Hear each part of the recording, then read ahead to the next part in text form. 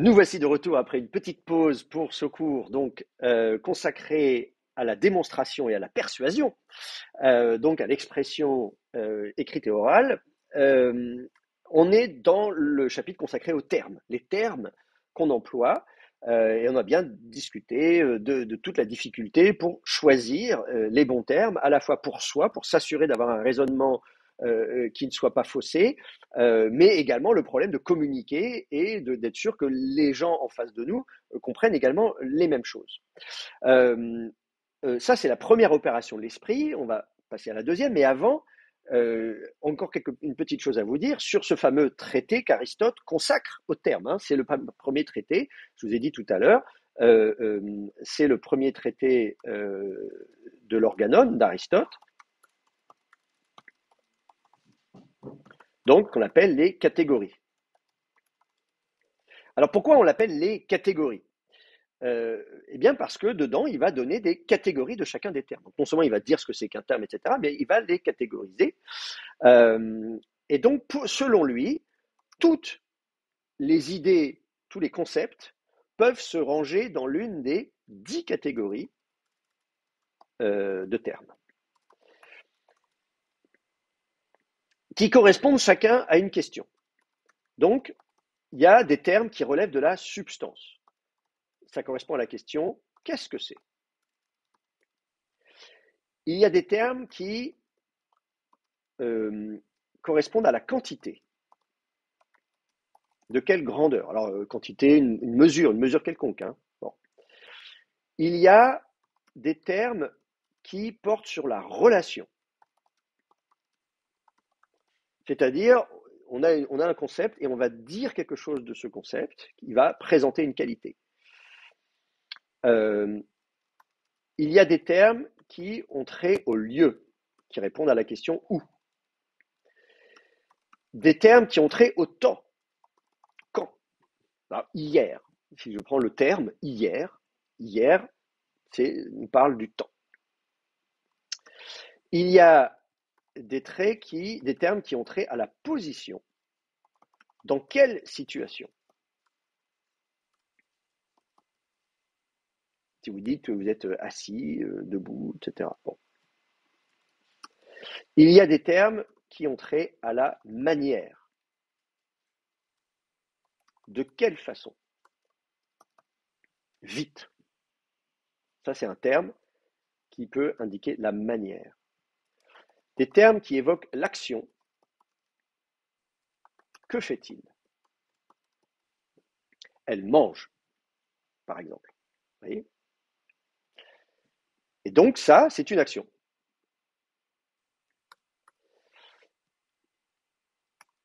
Et puis, ce qu'il appelle la passion, que subit-il?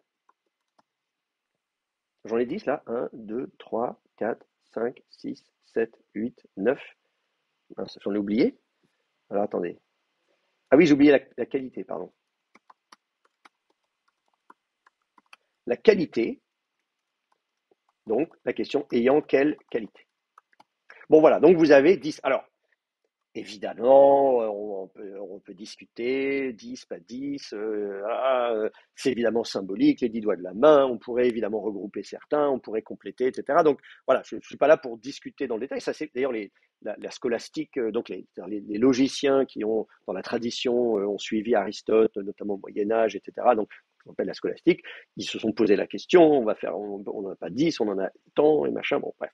Donc, l'idée, en tout cas, c'est que ces questions, ces catégories, qu'on appelle aussi des prédicaments, donc 10 catégories ou prédicaments, en fait, c'est la traduction latine du mot catégorie, puisque donc vous avez le grec, oui, c'est ça, attendez, je vais quand même vous mettre un peu de grec. Donc, ça vient donc du grec catégoréo, je vais l'écrire, non, ça c'est de l'hébreu. Attendez, il faut que je mette mon clavier grec là, c'est ça? Euh, Catégoréo, euh, et donc qui est traduit par le latin prédicare, qui veut dire attribuer. Catégoréo, ça veut dire attribuer ou étiqueter, classer, catégoriser. Voilà, on le fait en français aussi évidemment. Euh, et donc, voilà, donc en latin, prédicare. Donc, on va parler de prédicaments. Donc, on dit qu'il y a 10 catégories ou 10 prédicaments. C'est comme ça que c'est employé donc dans la rhétorique classique, donc en grec chez Aristote et puis en latin ensuite, notamment au Moyen Âge. Donc, maintenant vous savez pourquoi ça s'appelle le traité des catégories. Si vous connaissez le traité des catégories d'Aristote, eh ben oui, bien sûr. Et pourquoi catégorie? Ben parce que voilà. Euh, et accessoirement, je vous les donne parce que c'est aussi des questions qui sont utiles pour construire votre raisonnement, votre discours. C'est-à-dire que se poser des questions, c'est bien de dire finalement, je réfléchis à une chose, à un concept, d'accord? Je vais dire, ok, très bien, dans quelle catégorie se range? Et est-ce que, quand vous allez vouloir dire des choses sur un concept, j'anticipe un petit peu sur la partie suivante, mais évidemment, je vais vouloir dire quelque chose de ces concepts, et donc je vais pouvoir évoquer la substance, la quantité, la qualité, la relation, le lieu, le temps, la position, la manière, l'action, la passion. Là, que fait-il, de quelle façon, quand, où, etc., etc. Donc c'est même des jeux. Vous pouvez, enfin, je sais pas, même penser à vous écrivez un roman. Et bien voilà, vous allez vous poser ces questions-là pour pouvoir nourrir votre roman. Vous êtes là, la page blanche, de quoi je parle. Et bien voilà, posez-vous ces questions-là. Ça va nourrir votre réflexion de vous poser ces questions-là. Ou bien si vous faites une enquête policière, mais quand, où, qui, voilà, avec quel mobile, vous voyez ce que je veux dire, poser des questions. Ce sera toujours, c'est une façon pour vous d'avancer dans votre réflexion. Voilà. Bon, c'est tout, hein, c'était juste, voilà, il n'y a rien de très extraordinaire, mais comme ça, vous le savez. Alors, comme je vous dis, si vous voulez vous intéresser à la question des catégories, vous verrez qu'il y a des grands, grands débats dans lesquels je ne rentre pas aujourd'hui. Ce que je voudrais faire, c'est passer à la deuxième opération. Mais avant, déjà, est-ce qu'il y a des questions? C'est bon pour vous? On est bon? D'accord. Alors, bah, très bien. On continue. On passe à la deuxième opération de l'esprit,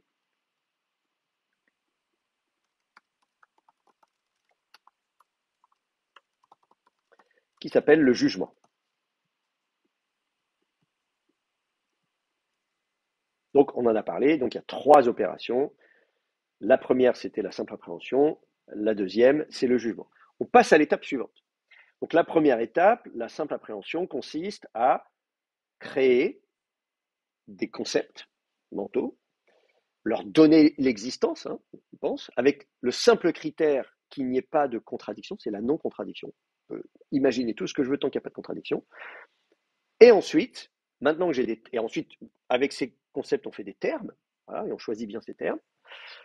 Maintenant, ces termes, on va les mettre ensemble. Et donc, ça consiste au jugement. Le jugement, c'est ça. Le jugement consiste à formuler des propositions à l'aide de termes. Ces termes, je vais les mettre ensemble et je vais faire des phrases, des propositions. C'est ça le jugement. Le jugement consiste à formuler des propositions. Euh, alors bien sûr, le jugement est aussi une opération intellectuelle, donc elle est aussi mentale, mais elle va aboutir à quelque chose dans une langue. Donc tout comme on avait le concept qui est mental et qui se concrétise par un terme dans une langue donnée, de la même manière, le jugement est une opération mentale, un processus mental, un processus intellectuel, mais qui va aboutir à quelque chose qui est formulé dans une langue donnée. Et avec tous les problèmes que ça va poser, vous imaginez bien. Alors, donc le jugement, je répète, consiste à formuler des propositions à l'aide de termes. Et donc Aristote va lui consacrer donc son deuxième traité. Vous vous souvenez, on a parlé des 5 traités d'Aristote. Donc le deuxième traité de l'Organon, après les catégories, c'est ce qu'il appelle le périherménéias. On le dit même comme ça en français en fait, mais c'est une translittération évidemment du grec. Donc, je vais vous l'écrire. Je vais faire un copier-coller, ça ira plus vite. Ça m'évitera d'avoir à chercher mon clavier.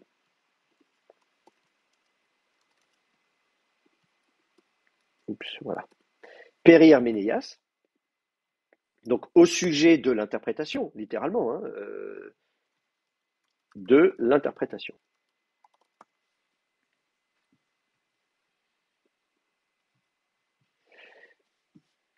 Donc, alors qu'est-ce qu'il dit dans son traité?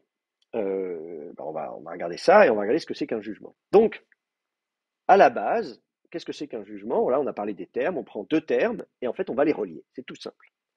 Donc, vous prenez un terme, ciel par exemple, c'est un terme. Vous prenez un autre terme, bleu. Voilà, vous avez un terme, ciel, un terme bleu. Et le jugement consiste à affirmer qu'il y a un rapport entre ces termes. Je peux établir un lien entre ces termes. Par exemple, le ciel est bleu. Voilà. Ça, c'est une proposition. Je propose de dire que voilà, j'affirme le ciel est bleu. Le ciel n'est pas bleu. Je peux aussi affirmer le contraire. Aujourd'hui, non. Il est blanc. La neige a fondu. Bon. Voilà. Donc, le ciel est bleu, le ciel n'est pas bleu. Dans tous les cas, je vais mettre ces termes en rapport. Je vais m'intéresser au rapport entre ces deux termes. J'ai deux termes, je vais étudier le rapport. Et je vais dire quelque chose du rapport, je vais affirmer quelque chose du rapport entre ces termes. Et donc, on va dire que les deux termes, alors évidemment, si j'affirme, ils sont unis, le ciel est bleu, ils sont unis, ou au contraire, ils sont divisés, le ciel n'est pas bleu. J'affirme un lien, je nie le lien. Dans tous les cas, je vais dire quelque chose du rapport entre ces deux termes. C'est précisément cela le jugement.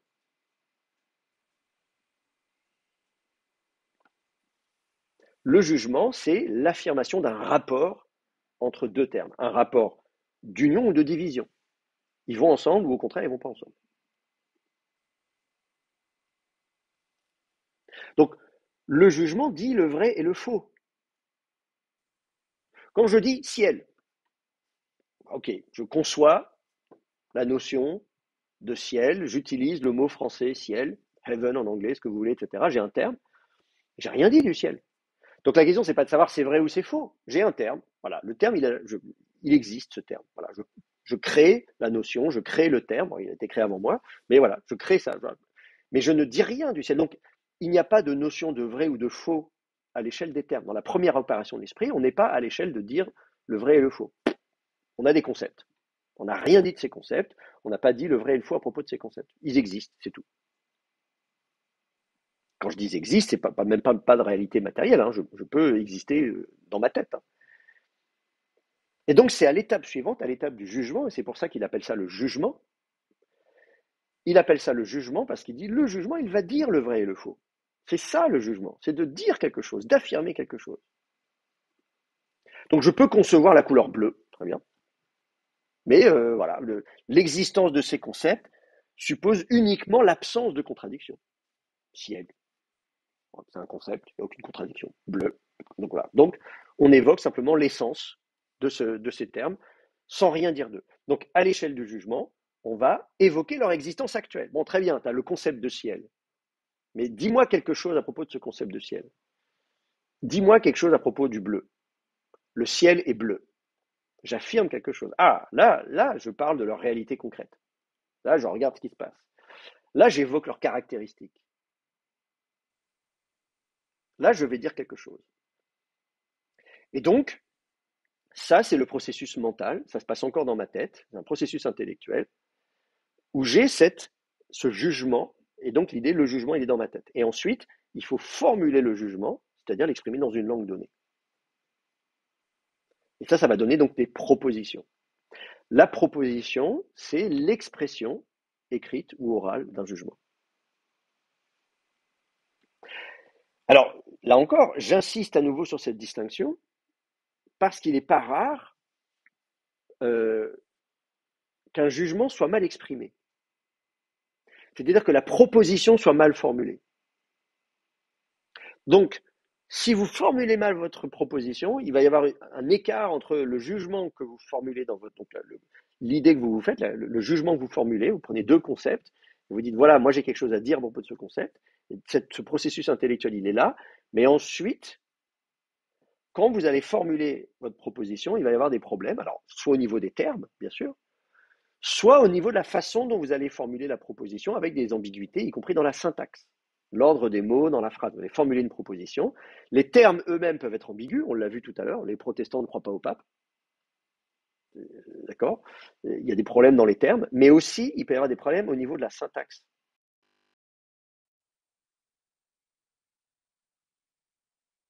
Je vais changer d'oreillette parce que je crois qu'il y a un problème d'oreillette qui ne fonctionne plus. Alors j'espère que ça fonctionne. Est-ce que vous m'entendez toujours, les étudiants à distance? Alors, attendez, Oui, parce que on moi je vous entend. entends plus. Je vais juste rebasculer Très bien, vous entendez très bien. là-dessus peut-être. Est-ce que vous m'entendez, les étudiants à distance? On vous entend. Parfait, Monsieur, très bien. très bien, parfait. Alors j'ai changé d'oreillette parce que j'ai plus de batterie. Alors donc je poursuis. Euh, où est-ce que j'en étais? Oui, c'est ça. Donc j'insiste sur la distinction entre le jugement et la proposition parce que je disais voilà, donc lorsque vous formulez une proposition, une phrase, demandez-vous si elle est bien fidèle à votre pensée, à votre jugement. Et pour cela, il faut analyser les différents éléments d'une proposition. D'accord? Donc on va regarder ça ensemble. Quels sont les éléments d'une proposition? Alors je vais prendre un exemple. L'homme est mortel. Voilà. Ça, c'est une proposition. Dans cette proposition, vous avez trois mots. D'accord? Il y a trois termes. L'homme est mortel. Enfin, il y a l'article aussi, mais on va dire. Donc là, ici, vous avez en fait le sujet. Ensuite, vous avez ce qu'on appelle la copule. Et vous avez ce qu'on appelle le prédicat. Il y a donc trois éléments. Et en fait, dans toute proposition, vous avez trois éléments. Vous avez ces trois éléments-là, sujet, copule, prédicat. La copule, elle vient relier les deux matières. D'accord? Il y a le sujet et le prédicat. Là, j'ai deux choses. L'homme est mortel, le ciel est bleu. Donc je parle de ciel, je parle de bleu, je vais établir le lien entre les deux. C'est ce que je disais tout à l'heure. Donc voilà. L'idée, c'est que le jugement consiste à prendre deux termes et à les relier, à établir un rapport entre ces deux termes. Donc ce lien se fait au niveau avec ce qu'on appelle une copule.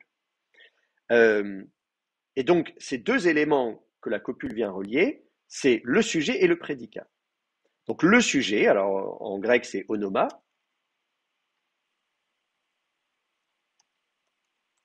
donc to onoma,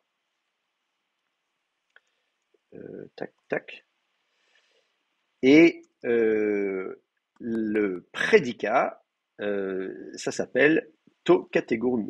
Je vais faire un copier-coller, ça ira plus vite. Là encore. Ça marche pas? Attends, c'est pas ça. On retrouve le verbe catégoréo. Vous vous souvenez, je disais avant à propos des catégories, hein, n'est-ce pas? Le verbe catégoréo en grec et du coup en latin prédicare.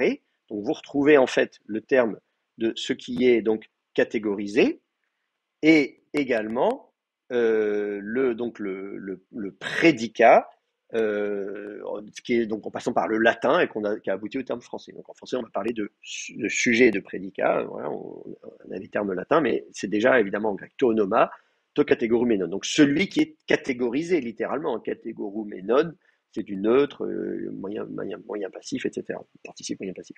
Donc euh, le sujet et le prédicat. Vous avez donc ces deux éléments-là. Et donc, en fait, le prédicat dit quelque chose du sujet. Je m'intéresse au ciel, je vais dire quelque chose à propos du ciel, je vais dire qu'il est bleu. Je m'intéresse à l'homme, je vais dire quelque chose à propos de l'homme, je vais dire qu'il est mortel. Donc, le prédicat dit quelque chose du sujet. On dit aussi que le sujet est informé par le prédicat. On a une information sur le sujet. Il est informé par le prédicat. D'accord? Donc ça, c'est ça, les trois éléments fondamentaux d'une proposition. Sujet, copule, prédicat. Alors vous me direz, mais il y a des propositions dans lesquelles il n'y a que deux mots. Je mange. Vous disiez tout à l'heure, elle mange. Là, elle boit. Ouais, bon. Donc, elle boit. Là, vous me direz, il n'y a que deux mots. Donc, c'est quoi? C'est sujet, copule? En fait, non. Quand vous avez deux mots, vous avez le sujet et le prédicat, et la copule est implicite.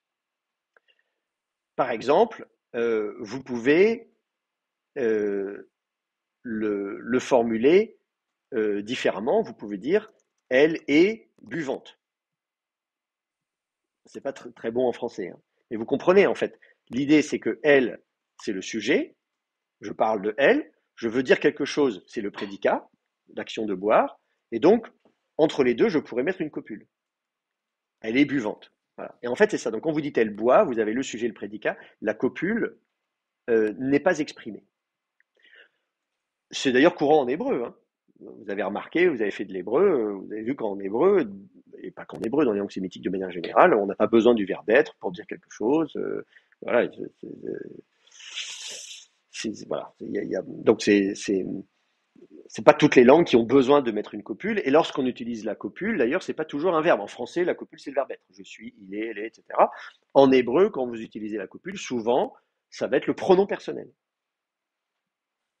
Si vous dites David hu hameler, David, lui, il est le roi. Ou David meler hu, David est roi. En français, on va pas dire David, lui, roi, mais on va dire David est roi. Donc en français, on va utiliser le verbe être. Mais là encore, vous êtes tributaire de la langue dans laquelle vous exprimez.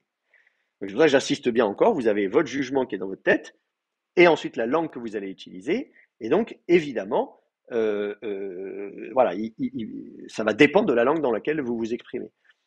Et buvante en français, c'est très moche, mais en anglais, she is drinking, ça marche très bien.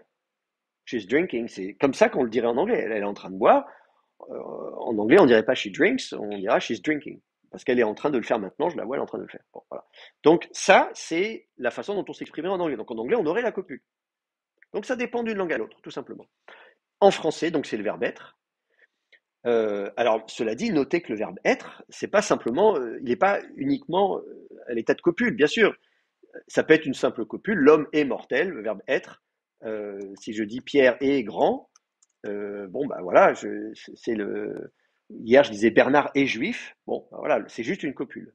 Mais si je dis Pierre est, il est. Voilà, j'utilise le verbe être, non plus comme copule à ce moment-là, mais j'affirme l'existence, évidemment. Pierre est.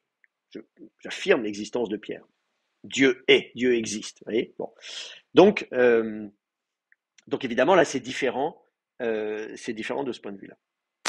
Donc, quand vous faites des propositions, il y a donc ces éléments fondamentaux, le sujet et le prédicat. J'ai une matière, mon sujet, je vais dire quelque chose à propos de ce sujet, et ça va être le prédicat, une autre matière. Et donc la question, ça va être l'articulation, précisément, de ces différentes propositions. Alors Aristote, lui, il propose 4 catégories de propositions.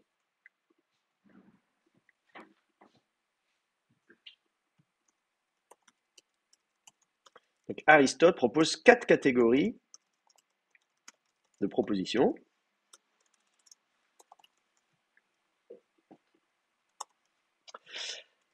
Il a d'abord des propositions universelles. Je vous donne un exemple. Tout homme est mortel. D'accord? Tout homme est mortel. On en parlait tout à l'heure, l'homme est mortel. Si je dis l'homme est mortel, c'est pas là. Là, je précise, tout homme est mortel. Je pourrais dire aussi, tous les hommes sont mortels. Mais tout homme, là, on a compris tout, là, permet de préciser, quand je dis homme, tout à l'heure on dit une ambiguïté, homme, homme, attends, ça peut dire plusieurs choses. Là, on vient précisément déterminer homme en disant, en mettant tout devant, tout qui est appelé un quantificateur universel. Bon, ça c'est super, hein. Si vous cherchez à trouver un pseudo sur un jeu en ligne, je suis le quantificateur universel. Bon, vous êtes, tout le monde va vous respecter. Donc voilà, avec un quantificateur universel, on précise bien qu'on fait une proposition donc, qui est universelle.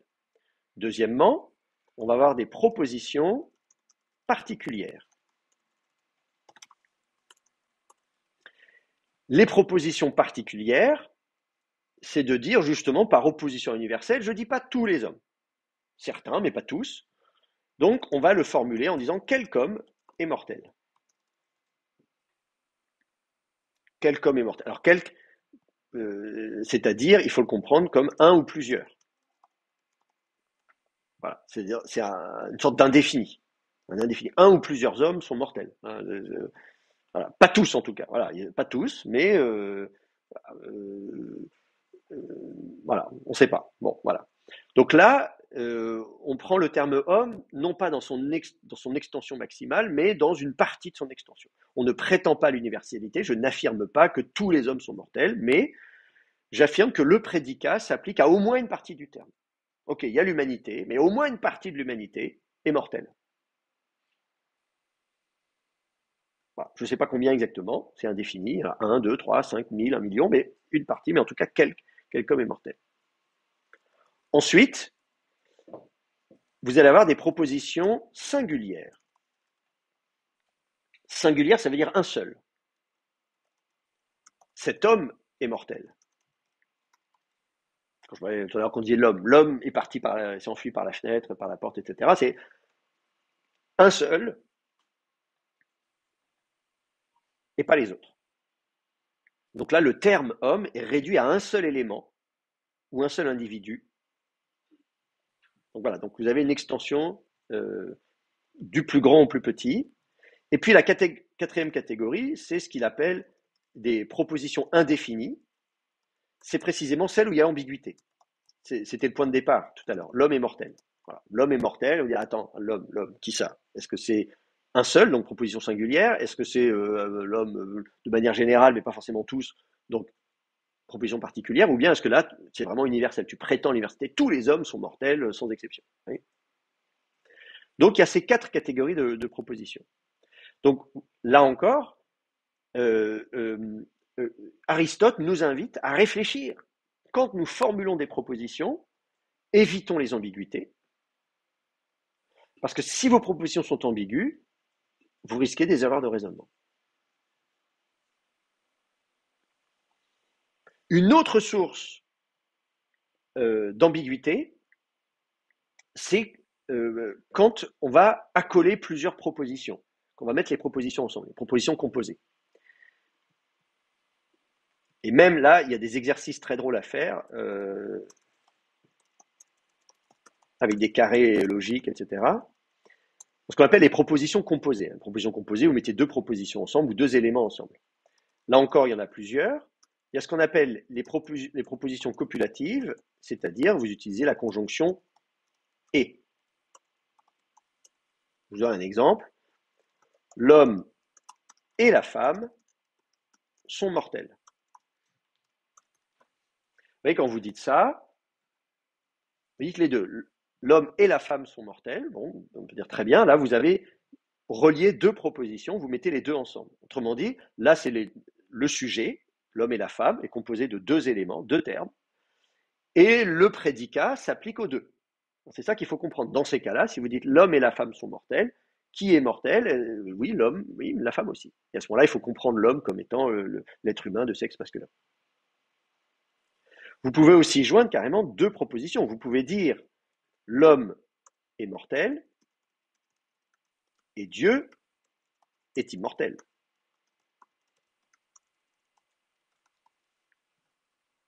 Donc là, vous dites deux choses, vous les mettez ensemble. Donc là, vous avez deux propositions que vous accolez. On va se poser la question de dire, ok, pourquoi vous les mettez ensemble? Est-ce qu'il y a un lien entre les deux? Est-ce qu'on peut préciser ce lien, etc. Ensuite, il y a les propositions disjonctives. Disjonctives, et là, c'est la conjonction ou. Donc, au lieu de mettre et, on met ou. Si je dis l'homme est mortel ou la femme est immortelle. Non, peut-être pas dire ça, ou la femme est mortelle, on va dire. Si vous dites ça, l'homme est mortel ou la femme est mortelle, vous avez un ou, là, vous mettez une proposition ou une autre. Les deux peuvent être vrais. Ou n'excluent pas nécessairement. Vous pouvez, d'ailleurs, les deux sont vrais. L'homme est mortel, la femme est mortelle. Vous pouvez mettre ou. Mais à ce moment-là, pour que l'ensemble soit vrai, il suffit que l'un des deux soit vrai. Vous dites, ah, moi je pense que l'homme est mortel ou la femme est mortelle. Bon, à partir du moment où si l'homme est mortel, vous dites, bon, ok, très bien, l'ensemble est vrai. Vous n'avez pas prétendu que les deux, vous n'avez pas dit l'homme est mortel et la femme est mortelle. Vous ne l'avez pas exclu non plus. Vous pouvez aussi utiliser un ou exclusif. L'homme est mortel ou l'homme est immortel. Bon, là, vous avez deux propositions qui sont incompatibles. Vous ne pouvez pas à la fois dire que l'homme est mortel et à la fois dire que l'homme est immortel. Et là, dans le ou, donc vous avez un ou non exclusif au début. Là, vous avez un exemple du ou exclusif. Donc il y a une ambiguïté avec cette conjonction ou. Vous dites ou. C'est-à-dire, il y a deux possibilités. Ou bien l'homme est mortel, ou bien l'homme est immortel, mais ça ne peut pas être les deux. Donc, dans un premier cas, si votre ou n'est pas exclusif, il suffit qu'une de ces propositions soit vraie pour pouvoir continuer. Très bien, je suis content. Si c'est un ou exclusif, alors les deux ne peuvent pas être vrais en même temps. Alors, il faut le préciser. Donc, dans le cas des propositions disjonctives, il peut y avoir une ambiguïté qu'il va falloir lever.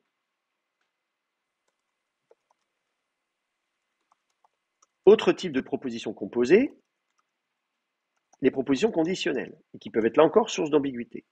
Et là, vous avez une conjonction si.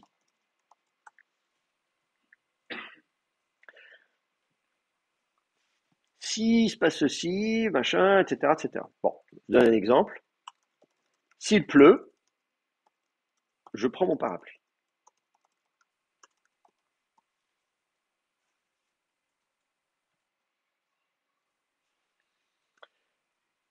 Un exemple de ou non exclusif, ce serait de dire s'il pleut ou s'il vente, je prends mon parapluie.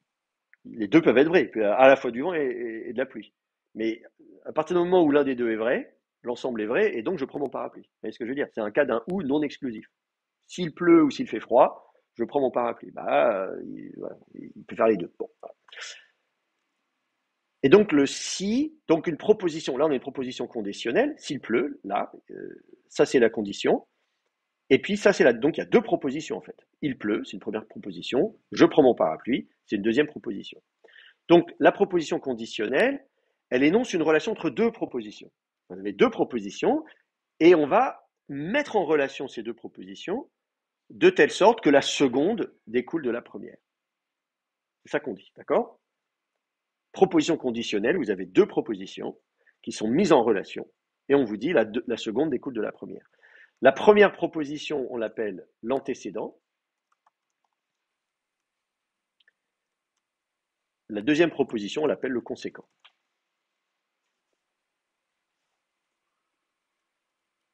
On parlera de protase et d'apodose, etc. Bon, voilà. Donc là, vous voyez, ça c'est important aussi de bien comprendre la relation entre les deux propositions. Voilà, la seconde découle de la première.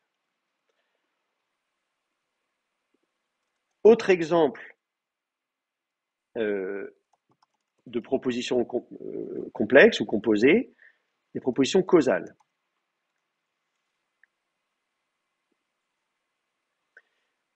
Donc là, c'est pareil. Vous allez avoir deux propositions qui vont être rassemblées, qui vont être mises en deux parties, et donc une des deux parties exprime la raison de ce qui est énoncé dans l'autre. Par exemple, je prends mon parapluie parce qu'il pleut. Donc j'ai encore les deux mêmes propositions. J'ai il pleut d'un côté, j'ai je prends mon parapluie de l'autre côté, et donc vous avez encore voilà les deux. Je prends mon parapluie, il pleut. Là, on n'a pas mis dans le même sens les deux propositions, mais il y en a une qui est la cause de l'autre. La raison de je prends mon parapluie, c'est il pleut.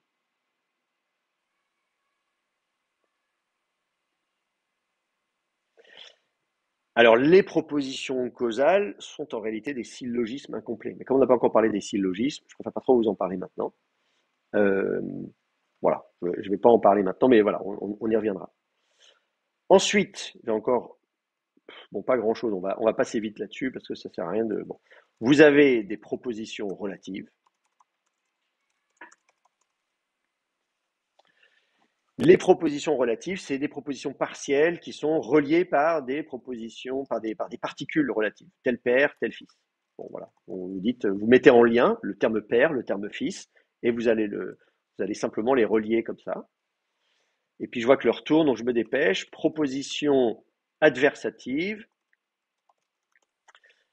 Là, vous allez mettre plusieurs jugements ou plusieurs propositions que vous allez mettre ensemble, mettre une relation, mais avec une particule adversative.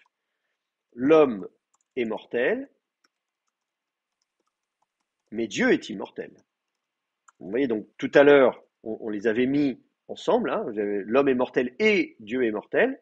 Vous les mettez côte à côte, mais vous pouvez préciser le lien entre ces deux propositions. J'ai deux propositions, sauf que là, concrètement, je vais les mettre en opposition les unes par rapport aux autres. Voilà. Donc ça, c'est les différents types de propositions. Alors là encore, disons la rhétorique et donc la logique et la rhétorique ont travaillé sur ces questions-là. Euh, il y a eu beaucoup de travaux qui ont été faits. Maintenant, en grammaire, on a développé tout un tas de propositions. Mais c'est important pour vous, quand vous, quand vous écrivez, quand vous vous exprimez, que ce soit à l'écrit ou à l'oral, de dire, très bien, je vais enchaîner des propositions. Ces propositions, je peux soit faire des propositions simples, vraiment une phrase la plus simple possible, ou bien je peux faire des propositions complexes, avec plusieurs propositions qui sont mises bout à bout, mais il va falloir réfléchir à la relation entre ces propositions. Est-ce que je vais expliciter cette relation? Est-ce qu'il y a une notion donc où j'ai besoin des deux propositions pour avancer, ou bien l'une ou l'autre suffit, ou bien l'une à l'exclusion de l'autre, ou bien une relation entre les deux en disant s'il y a une proposition, l'autre en déduit automatiquement, ou bien est-ce qu'il y a une causalité, etc., etc. Donc toutes ces questions-là, c'est des questions que vous devrez vous poser pour être sûr de bien articuler votre pensée. C'est essentiel. Ça peut ressembler à des cours de grammaire de base, mais à vrai dire, si vous faites le travail de vous poser ces questions-là, et de dire est-ce que je peux préciser, vous voyez, je mets un et, mais peut-être si je mets un mais, ce serait mieux. C'est pas le cas forcément de toutes les langues. Vous voyez, typiquement en hébreu, la conjonction va, elle sert à peu près pour tout, mais en français, on sait bien mais, ou et donc ornica. Moi, j'apprenais ça quand j'étais gamin, mais, ou et donc ornica. Enfin, finalement, est-ce que c'est plutôt comme ça qu'il faut le faire? Est-ce que voilà, il y a toutes ces questions-là. Et en grec, en plus, on est capable de faire des propositions subordonnées très complexes. On fait des génitifs absolus. Je ne sais pas si vous avez étudié ça en grec, mais donc voilà, on fait une première proposition qui est liée à la deuxième, mais en ne précisant pas le lien entre ces deux propositions, etc., etc. Donc, vous pouvez jouer là-dessus en disant je préserve l'ambiguïté. Vous pouvez au contraire expliciter le lien entre ces propositions-là. Etc., etc. Voilà. Donc ça, c'est toutes les questions que vous avez à vous poser lorsque vous travaillez sur les propositions. Alors, j'ai pas fini parce que j'ai encore des choses à dire sur les propositions, mais l'heure tourne, donc je pense qu'on continuera la fois d'après. Est-ce qu'il y a des questions sur, sur les propositions à ce stade ou sur ce qu'on a dit, les jugements? Non, c'est bon pour vous? Ok, très bien. Donc tout ça, vous le retrouverez dans le Périère Ménéas d'Aristote et dans la logique classique de manière générale. Eh ben, c'est très bien. Donc, ce qui serait intéressant pour la prochaine fois comme exercice à faire, bon, outre le fait que je vous invite à jouer avec une intelligence artificielle pour voir un petit peu ce que ça donne, mais également de réfléchir justement à des termes et des propositions que vous puissiez me dire, voilà,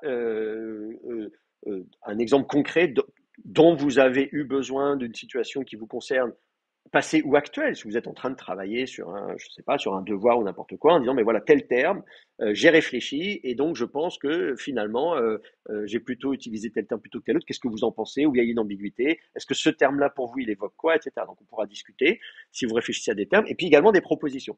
Réfléchissez à des propositions avec justement la question de peut-être d'ambiguïté, en disant, voilà, il y a telle proposition, je me rends compte qu'en relisant ce que j'ai écrit, en fait, ou j'ai lu un truc en disant ça, c'est typiquement une proposition qui est ambiguë et qui aurait besoin d'être davantage définie. Comme ça, on pourra, la fois d'après, ça nous permettra de faire un petit retour sur ce qu'on a vu avant, renforcer un peu les acquis, et puis bien sûr, on va continuer le chapitre sur les propositions et le jugement. D'accord? Très bien. Ben, écoutez, je vous remercie d'avoir assisté à ce cours et je vous souhaite bon travail à chacun et on se retrouve bientôt. Au revoir.